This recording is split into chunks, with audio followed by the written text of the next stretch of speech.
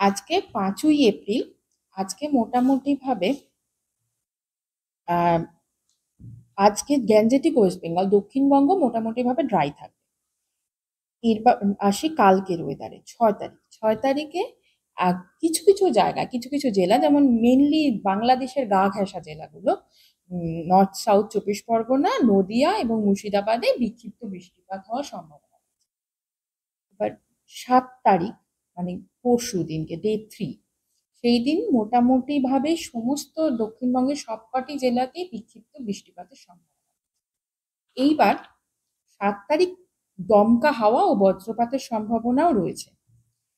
8 তারিখেও দমকা হাওয়া এবং বজ্রপাতের সম্ভাবনা রয়েছে পুরুলিয়া, ঝাড়গ্রাম, ওয়েস্ট মিদনাপুর, বাঁকুড়া, ওয়েস্ট বর্ধমান, বীরভূম, মুর্শিদাবাদ এইসব জেলাগুলিতে, এবং সবকটি জেলাতেই বিক্ষিপ্ত বৃষ্টিপাতের সম্ভাবনা রয়েছে।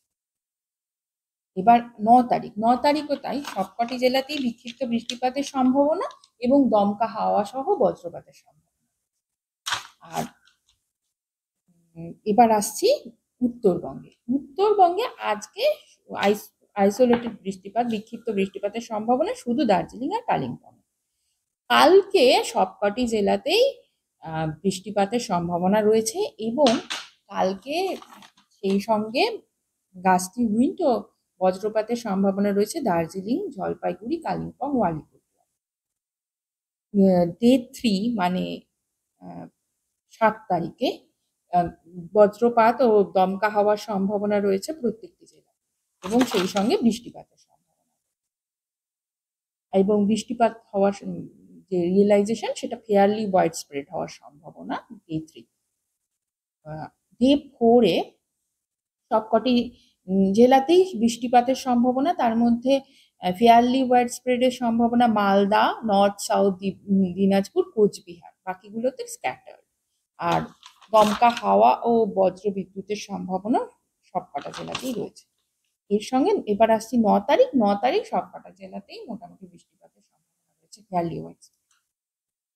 এই হলো জেলার ফোরকাস্ট। এবার আসি কলকাতা ও পার্শ্ববর্তী অঞ্চলে। আজকে সারাদিন পরিষ্কার আকাশ, এবং আজকের তাপমাত্রা, দিনের তাপমাত্রা আশা করছি সর্বোচ্চ 36 ডিগ্রি সেলসিয়াস ওঠার কথা, ওঠার সম্ভাবনা। আর আগামীকাল সকালে সর্বনিম্ন তাপমাত্রাটা 27 ডিগ্রি সেলসিয়াসের কাছাকাছি থাকার সম্ভাবনা। এছাড়া এই যে দক্ষিণবঙ্গের ফোরকাস্ট যেটা দিলাম, কলকাতা জেলাটাও তো দক্ষিণবঙ্গের মধ্যে, তো সেই অনুরূপ ফোরকাস্টই কলকাতা জেলার জন্য থাকবে। মানে দক্ষিণবঙ্গের যেমন কালকে যেহেতু খালি বাংলাদেশ ঘেঁষা জেলাগুলিতেই বৃষ্টির আশঙ্কা রয়েছে, সেহেতু কলকাতাতে নেই। পরশু মানে 7 তারিখ, 8 তারিখে সামান্য বৃষ্টিপাতের সম্ভাবনা রয়েছে, এবং 9 তারিখে রয়েছে বিক্ষিপ্ত মানে আইসোলেট হালকা বৃষ্টির সম্ভাবনা।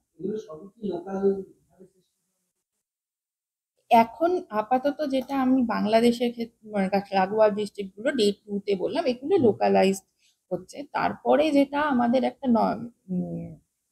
আন্দামানের কাছাকাছি একটা সার্কুলেশন তৈরি হয়েছে, তো মনে করা হচ্ছে সেই সার্কুলেশনটা হয়তো কালকের মধ্যে ওটা লোতে পরিণত হবে, এবং যে জন্য আমরা ফিশারম্যান ওয়ার্নিংও দিচ্ছি আগামীকাল থেকে, ডে 2 থেকে মানে আন্দামান কোস্টে ফিশারম্যান ওয়ার্নিং দেওয়াই রয়েছে।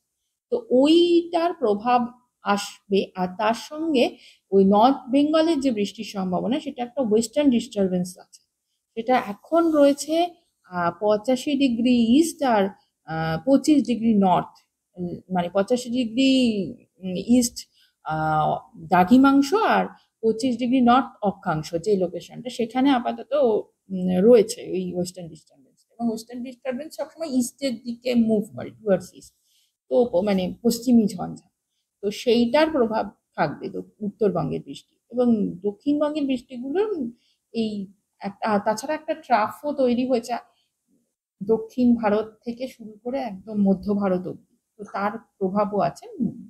তো ময়েশ্চার ইনকাশনটা, এই দুটো যে একটা লো তৈরি হয়েছে বঙ্গোপসাগর, মানে সার্কুলেশন তৈরি হয়েছে এবং সেটা লোতে কনভার্টেড হবে, আর সঙ্গে ওই ট্রাপটাও রয়েছে, এই দুটোর প্রভাবে দক্ষিণবঙ্গে এই 7, 8, 9 এই সম্ভাবনা তাপপ্রবাহ বা গরম খুব বাড়ার আমাদের রিজিয়নে খুব একটা বাড়ার সম্ভাবনা নেই।